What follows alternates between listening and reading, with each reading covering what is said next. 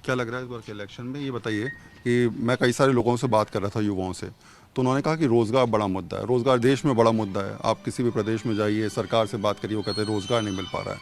आपको लगता है शायद ये रोज़गार का मुद्दा राजस्थान के चुनाव में भी इस बार लोगों के सामने है?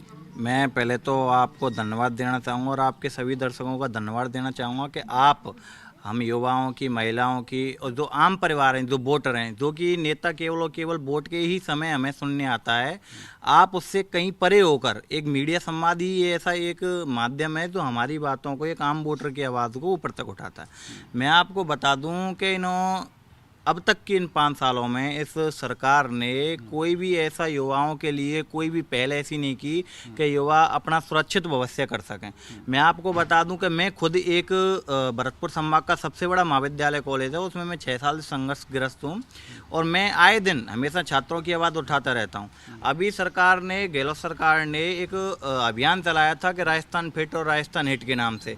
आप देखना इस भरतपुर में एक एक ग्राउंड, जो हमारा एक कॉलेज ग्राउंड है, जो महाविद्यालय भरतपुर संभाग का वो है, वो एक कॉलेज ग्राउंड है। उस कॉलेज ग्राउंड में भी जब ये ऑर्डर चला था, जब इन्होंने अभियान चला था, उस अभियान के तहत भी इनका इतना कीचड़ हुआ था कि हमारे जो युवा थे, हमारे जो खेल के जो भाई थे, उन्होंने कीचड़ में अपने हाथ पैर तुड़वा कर उन्होंने हॉस्पिटल अच्छा, में मुझे वो। बताइए ज़रा कि मैं समझ रहा हूँ आपकी परेशानी। इस बार अभी तक वसुंधरा राजे को टिकट नहीं मिला। आपको लगता है कि मुख्यमंत्री का चेहरा स्पष्ट नहीं है बीजेपी की तरफ से, तो चीज़ें बिगड़ सकती हैं और हालात अलग जाएंगे दिशा में? देखिए, मैं आपको बता दूं, आप अगर ये सवाल पूछ रहे हैं तो हम यहाँ के लोकलिटी हैं और इस लोकलिटी में हम जानते हैं कि अगर डी कुमेर, अगर भाजपा अगर टिकटों का बंटवारा ठीक से करती है, हमारे जैसे डी कुमेर विधानसभा है, वहाँ से हमारे डॉक्टर शैलेश सिंह जी हैं, उनको टिकट मिलता है।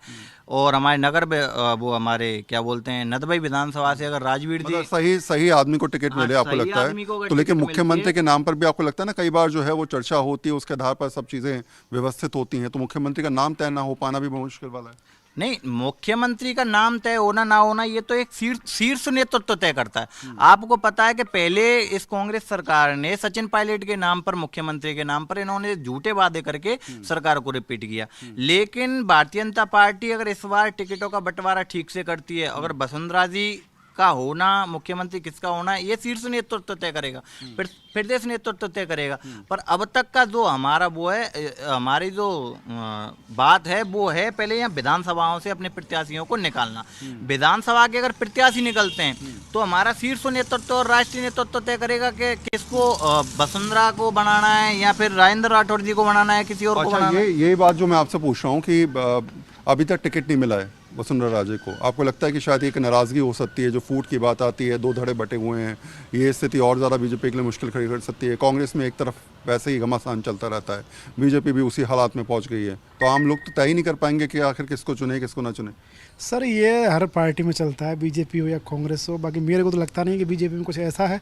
और शीर्ष नेतृत्व जो अपना है सही तरह से काम कर रहा है। जहाँ पे भी अभी तक तो हमारे क्षेत्र से शायद 2 लोगों को टिकट मिला है और दोनों ही मेरे हिसाब से बहुत अच्छा, वेल एंड गुड मिला है। तो यहाँ पे कोई परेशानी नहीं है, दोनों ही सीट हमारी, यानी एक तो बहादुर सिंह जी हैं, उनको मिला है, एक हमारे पेडम साहब हैं जवाहर जी, उनको मिला है। तो यहाँ से सारी चीज़ें क्लियर हैं। चलिए, कुछ और लोग भी यहाँ पर खड़े हैं, उनसे भी पूछ लेते हैं।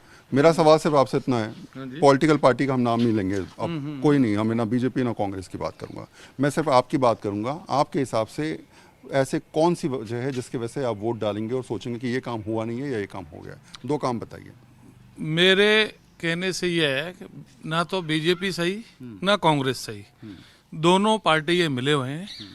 गहलोत राजे का गठबंधन है, जग जाहिर है। राजस्थान में तीसरा विकल्प उभर रहा है, वो आरएलपी उभर रही है। और मैं ये दावे के साथ कह सकता हूँ, आरएलपी का मैं एक छोटा सा कार्यकर्ता हूँ, कि आरएलपी के बिना इस बार सरकार नहीं बनेगी। मैं कुछ लोगों से मिलकर आया, उन्होंने कहा कि शायद ऐसी स्थिति बन सकती है कि मिलीजुली सरकार भी बनती नजर आ रही है। मैं आपको बता दूं कि ऐसा कुछ भी नहीं है। एक आरएलपी पार्टी पश्चिमी राजस्थान की तरफ ही उसका दबदबा है। आरएलपी पार्टी का भी कोई ऐसा बदूद नहीं है। और यहाँ पर जो बदूद है, एक भारतीय जनता पार्टी का बदूद नहीं है। एक हिंदुत्व की अगर लड़ाई लड़नी है, सनातन के लिए लड़ाई लड़नी है, 36 कौम की जो लड़ाई लड़ता है, 36 कौम की लड़ाई लड़ रहा है, ईआरपीसी का मुद्दा उठा रहा है, भरतपुर धौलपुर के जाटों का आरक्षण नहीं है, कौन उठा रहा है? हनुमान बेनीवाल उठा रहा है। पार्लियामेंट में हनुमान बेनीवाल उठा रहा है। विपक्ष की भूमिका यहाँ आरएलपी के 3 विधायक उठा रहे हैं। सचिन पायलट ने मांग उठाई, क्या उसके भ्रष्टाचार की क्या मांग उसकी पूरी हो गई क्या? नहीं हुई ना। दोनों ये मिले हुए हैं, दोनों पार्टी, एक बार तू खा ले, एक बार तू खा ले। इस बार जनता मन बना चुकी है। पूर्वी राजस्थान में हम कमजोर हैं, ये बिल्कुल ठीक है। पश्चिमी राजस्थान में और वहाँ आप 3 दिसंबर को जब रिजल्ट आएंगे तो बड़े चौंकाने वाले होंगे। आरएलपी के बिना सरकार नहीं बनेगी, ये आपने तय सोच रखा है? बिल्कुल तय, और पूरे 36 कौम साथ में। देखो ऐसा है कि हमें तो बड़ी खुशी होती है भाई, जिस तरह का जो आदमी आज, चलो मैं हूँ, मैं ना बीजेपी का, ना कांग्रेस का, ना आरएलपी का, लेकिन इतना जानता हूँ मैं कि हम उस सरकार में जो हमें सपोर्ट करे, ये नए बच्चे हैं, अब इसका इतना विवाद था इस कॉलेज से और यहाँ से बहुत इसने मेहनत की राहुल उबार ने, तो हमें शांति चाहिए।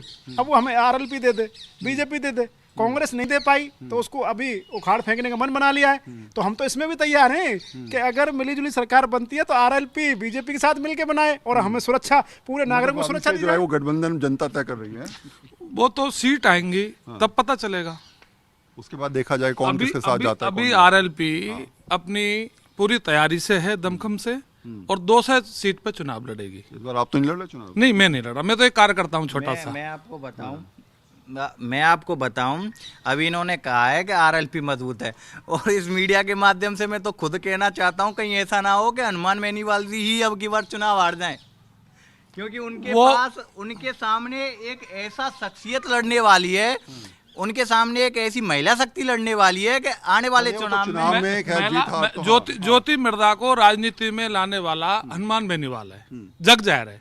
ये अभी उम्र में भी छोटे हैं मेरे से, और ठीक है, छात्र नेता हैं। मैंने राजस्थान विश्वविद्यालय की छात्र राजनीति करी है, पूरे राजस्थान में घूमा हूँ, आरएलपी का प्रदेश कार्यकारिणी सदस्य हूँ। ज्योति मिर्धा दूसरी पार्टी के ऊपर कह रही है, अपनी वो पार्टी बनाए। चलिए, सियासत में शायद यही वजह है कि हर आदमी कहता है कि ये जीत उसकी तय है, या फिर कहीं ना कहीं हालात के हिसाब से जीत किसी और की भी तय हो सकती है। लेकिन हाँ, ये ज़रूर है कि चाहे कांग्रेस हो, बीजेपी हो, या फिर कोई और दल हो, अपने मुकाम को उस तरीके से जनता के सामने रखते हुए नजर आएंगे कि सरकार उनकी बनने वाली है। लेकिन हाँ, ये ज़रूर है कि भरतपुर की जनता ये समझाती नजर आ रही है कि इस बार के चुनाव उसके लिए वोट के आधार पर होंगे, इस वजह के साथ होंगे कि कहाँ उसके मुद्दे तय होते हैं और क्या मुद्दे उसके आमजन से जुड़ते हैं या फिर नहीं जुड़ते, उसी आधार पर ही अपने मत का प्रयोग करते नजर आएंगे। तो सियासत के हिसाब से कह सकते हैं कि आम जनता जानती है कि आखिर किस राह पर उसे नेताओं को चुनना है और किस आधार पर इस बार उनको निर्धार बताना है। कैमरा पर्सन अविनाश के साथ वरुण सिन्हा, न्यूज़ 24, भरतपुर।